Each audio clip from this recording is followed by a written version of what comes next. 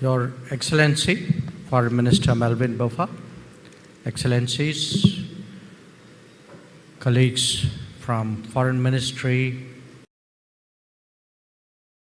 it's really a great pleasure for me today to join you all and speak on the theme of partnership for progress. While it is a tough place, the world needs to see progress. And the answer to progress in a tough place are partnerships. So today, what I would like to do is to present to you the importance of partnerships to realize progress in a tough world.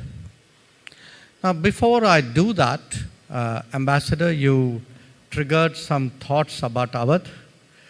Awadh, for those of you who are not familiar, it's an important, historically very wealthy part of India in the north along plains. Many Indo-Surinamese trace their ancestry back to Awadh. But the reference in my book had a particular meaning. And the meaning derived from a very famous movie by film director Satyajit Ray. In that movie, in this very rich province, very rich state, two nobles of that state are engrossed in a chess game. In fact, the movie itself is called Chess Players. And while they are engrossed entirely in the chess game, the lessons of Awadh was a phrase meant to say, don't be oblivious to what is happening.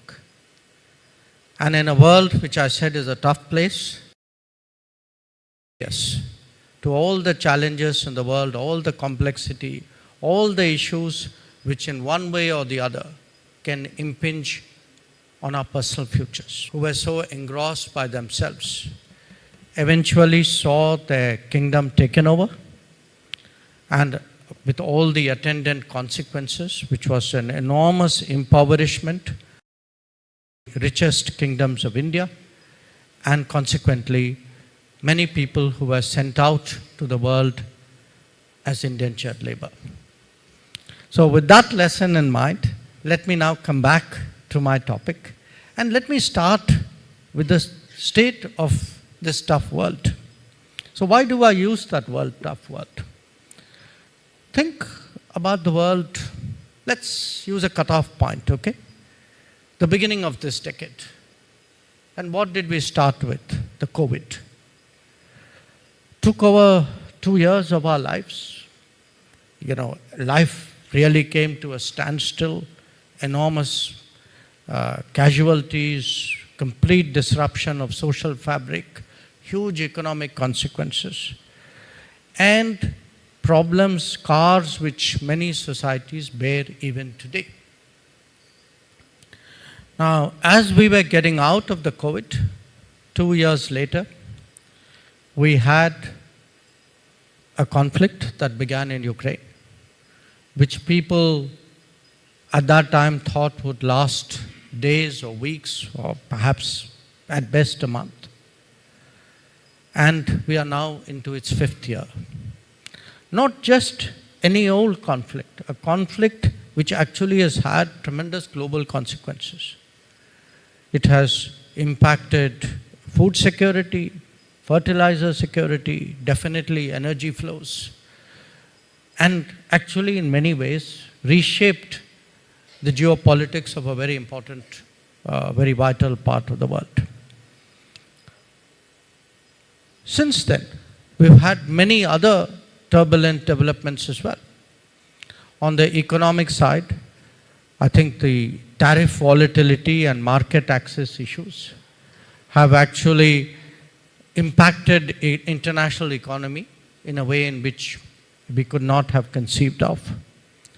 We've also seen in many ways a polarization of the world where whether it is on natural resources, critical minerals, technology, connectivity,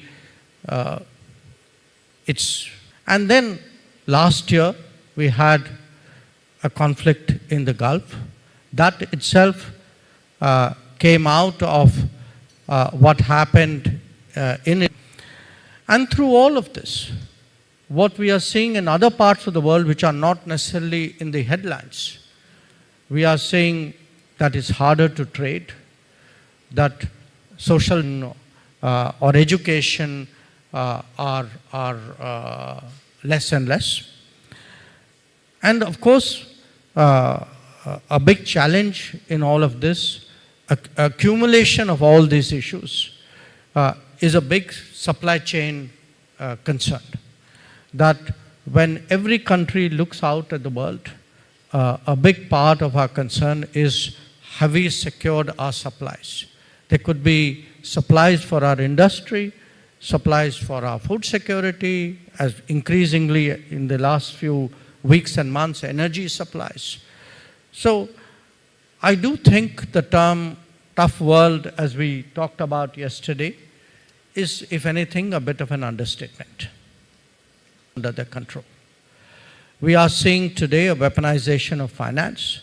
We are seeing weaponization of resources, weaponization of technology, weaponization of connectivity, of geography, using market shares and their capabilities and their influence to actually obtain goals and exert influence in a manner in which we could not have imagined or planned for earlier. Not just that, the world itself in many ways, the metrics by which we measure the world, they have started changing.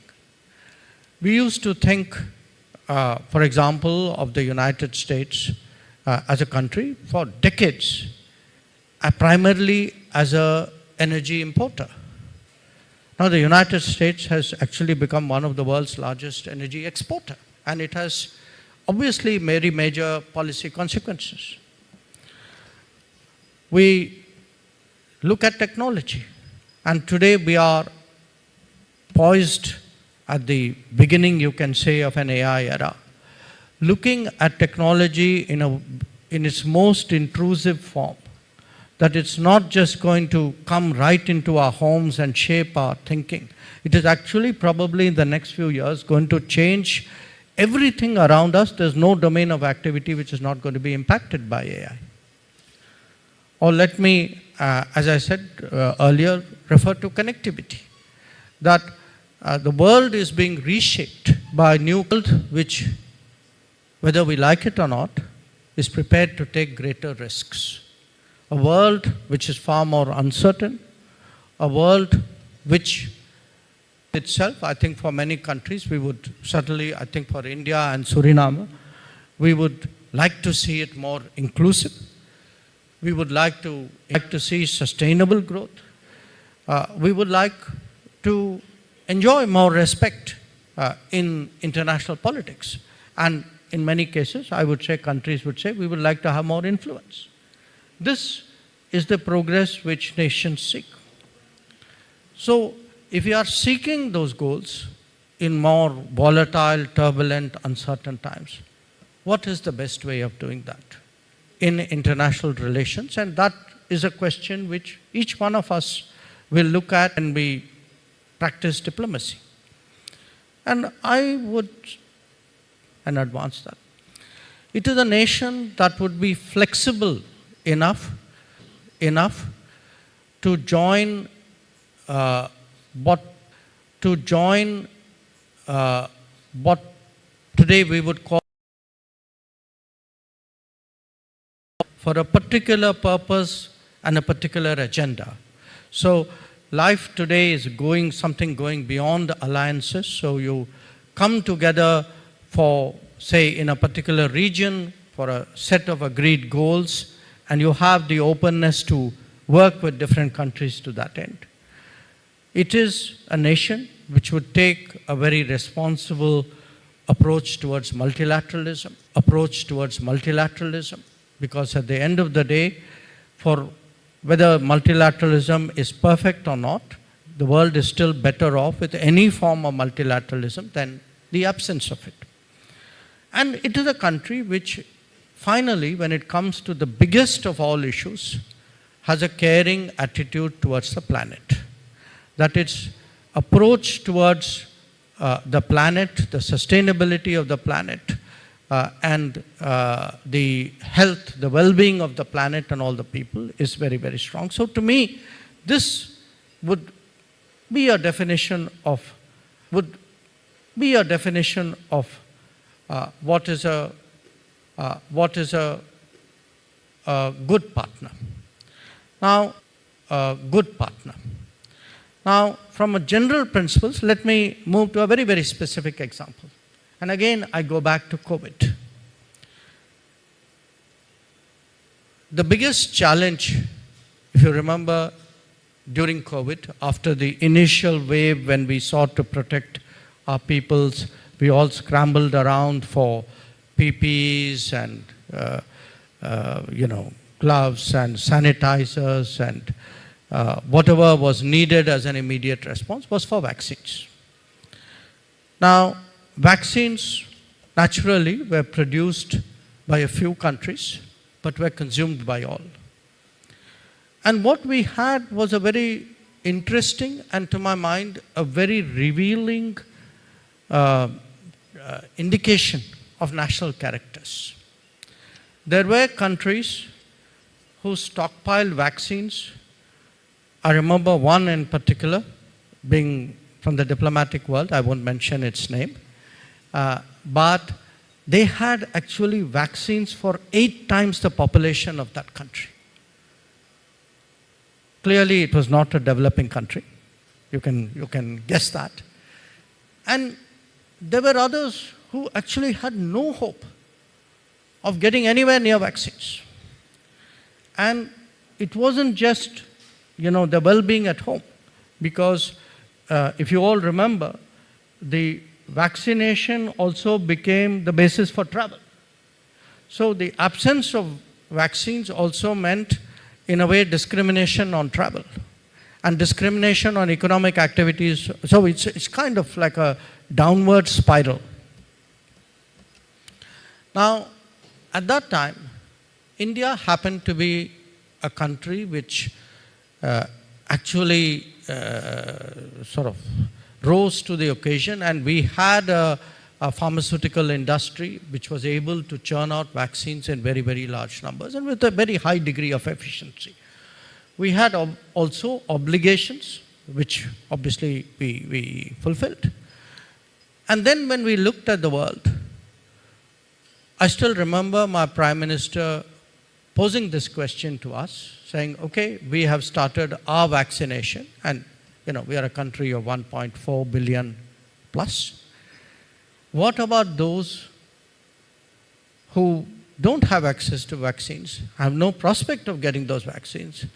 So how long do they wait, and do we have an obligation to do something about it?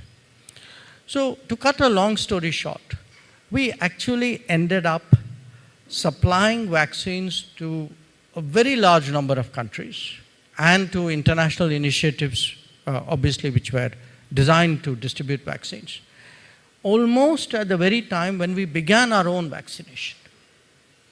So when I said one of the characteristics of a good partner is a nation which is able to harmonize its national interests with a commitment to global good, I put before you the experience of the COVID and the vaccine supply as a good example. But let me move on beyond that. COVID hopefully is a memory, maybe not a distant one. It still has its scars, but life has moved on. So today, which countries make good partners, and what should they do really to strengthen their credentials and really send that message of partnership? And sometimes, charity. In our case, a country, the most populous country, 1/6 of the world population. Perhaps a big contribution we can make to the world is starting by taking care of ourselves. Straight away deal with 1/6 of the challenges, perhaps more, facing the world. And while that's a general statement, let me give you a very specific number which would perhaps focus your attention. Growth is in short supply. But if you look at the IMF expectation of global growth this year, India contributes to the 17% of the total global growth. So when we look at what are we bringing to, what are we putting on the table, what is the contribution that India is making to the world today? One very important part of it, it's not just that, hey, these folks have 6.5% growth, what a wonderful thing. It is that that growth is 17% of the global growth and is actually impacting the international economy as a whole. Now, when a country like us, an economy like us, build more capacities, we also open up options for other partners. And I'll come to the importance of options. So, today for us, as we grow, we are very conscious. It's not just about us. Our growth today gives our partners, we help to de-risk the international economy. We help to give more possibilities. We are creating more options. We are ourselves, in many ways, adding to market possibilities and market access, and we are today negotiating and concluding more free trade agreements for countries to avail of it. And along with that, we are trying to create a global footprint so that our impact on the international economy and the de-risking of the world is as impactful, it's far-reaching as possible. So for us today, really we don't think of any region as too far off. So as I said, Mr. Buffar yesterday, for us, you are a family just separated by a little bit of water and perhaps a little more. And India will, during its growth, not only make its presence felt in different parts of the world, but contribute to different regions in that process. Now, how do you contribute? Are sharing best practices, sharing experiences, in some cases even doing that in a very concrete manner through a project. Today, share that as a best practice with other parts of the world. That we pride ourselves today as a society which has actually been extremely enthusiastic in its embrace of the advantages of digital technology, to a point where, when it comes to the most basic of human activities, which is to buy and sell something, most Indians today don't carry a wallet. We carry a phone instead. Just last month, we recorded 22 billion cashless transactions, which is the highest in the world, which is about, I think, probably 4 or 5 times of what the United States does in a year. Or I give you a different example. We have all homes electrified. We have piped water into all homes. But we have created an industry with that capacity which can do that. Already had in the past water projects. But today our own industry in that domain has grown to a point where we can think of something far more ambitious. And in fact, there are renewables itself. India's shift to renewables in the last decade has been among the fastest in the world. So the short point is our partnership for progress. The assumption here is we are progressing, but it doesn't mean that we have to reach a certain level to share with what we have in terms of resources, what we have. There is a mismatch between demand and supply, particularly when it comes to human resources. If a country is to grow, and sometimes this happens, very has to look to augment its workforce. It will have to look for specialists or skills from a particular domain to plug a gap. Now, whether it's Russia, whether it's Japan, Malaysia, actually there are a range of countries where Indian skills and talents are making themselves, from our perspective, is a major contribution to global good. Now, life, of course, sometimes where as a first responder, we've actually pretty much in the Indian Ocean region tried to be among the earliest to respond, and we have created institutions which are dedicated to responding to humanitarian and disaster relief situations. So we actually have a disaster management authority. We have created a disaster relief force. So recently in our own neighborhood, we had a huge cyclone hit Sri Lanka. We were able, on the day of the cyclone, to a number of our neighbors were actually in deep economic distress.